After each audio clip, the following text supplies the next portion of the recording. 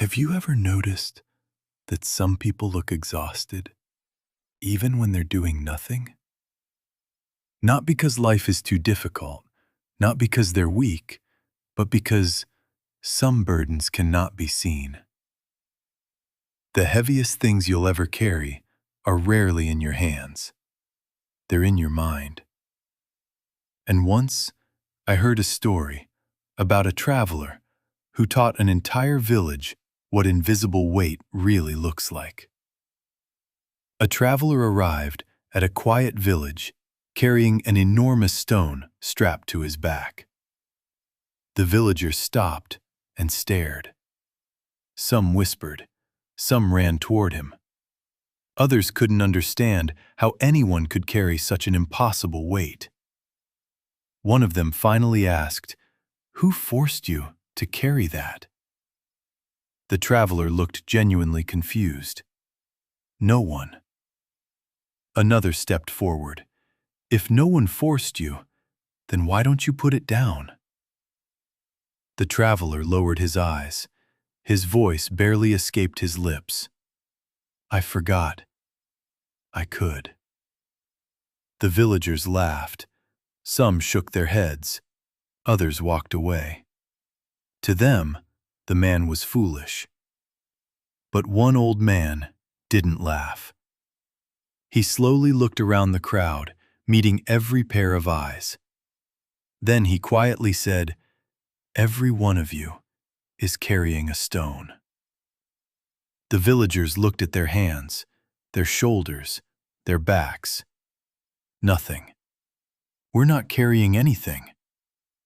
The old man smiled, a smile filled with compassion, not judgment. Then he whispered, "Exactly." One woman carried a mistake she made 20 years ago. A father carried the weight of words he wished he could take back.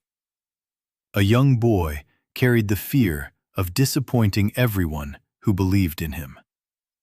A businessman carried the opinions of people he didn't even respect.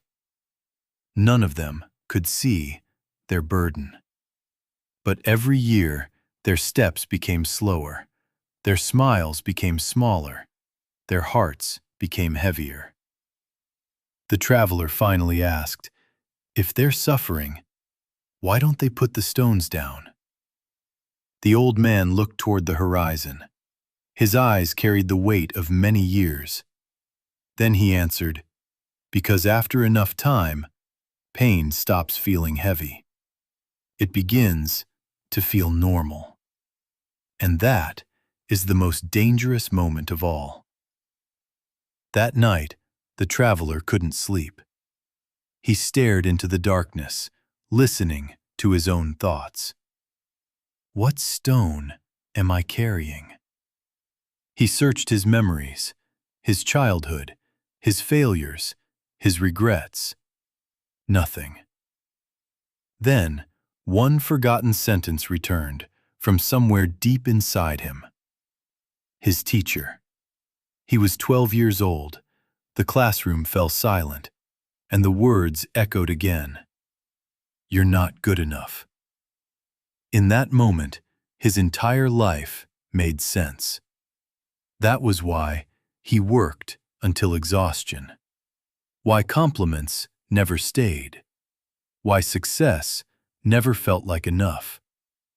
He wasn't chasing greatness. He was running from one sentence. A sentence spoken by someone who had forgotten it the very next day. Yet he had carried it for decades. The next morning, the old man handed him a small mirror. "Look." The traveler stared. "I don't see anything." The old man replied, "Look deeper." Slowly, the mirror changed. The traveler gasped. There, on his back, was a stone. But it wasn't made of rock. It was made of memories.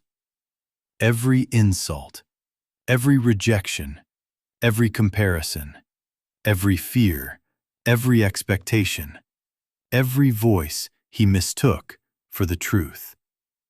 All fused together, becoming the weight he called his identity. He reached behind himself and tried to lift it away. It wouldn't move. The old man gently stopped him. You cannot remove what you still believe. Silence. The wind moved gently through the trees. Then the old man asked, "Who told you? Those memories are who you are." The traveler couldn't answer because he had never questioned them. For the first time, he saw the truth. He hadn't spent decades carrying a stone. He had spent decades protecting a prison he had built himself. He closed his eyes, not to escape, to let go. One memory disappeared, then another, then another. The stone began to crack, not because life had changed, because his belief had. Krishna teaches, the mind can become your greatest friend or your greatest enemy. The world didn't place that burden on your shoulders. Your mind simply forgot it had the power to put it down. Most people aren't exhausted because life is too heavy. They're exhausted because they've been carrying stories that stopped being true years ago. Maybe your life doesn't need more strength. Maybe it simply needs less weight. And perhaps the first thing you should let go of is the story that you're not enough.